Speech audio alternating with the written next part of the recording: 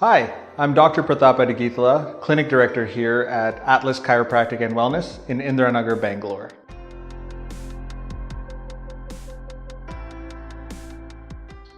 The term chiropractic adjustment refers to the procedure a chiropractor uses to improve their patient's health. Current estimates suggest that there are over 200 chiropractic techniques, some of which are more similar than others.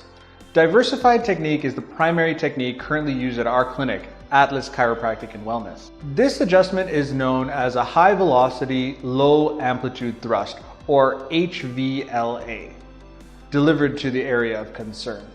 The aim is to restore normal joint motion, increase your range of motion, decrease pain, and/or reduce muscle tension. Of course, this adjustment is tailored to the individual and their respective condition. Not all patients receive adjustments in this manner. That is decided by their individual health history.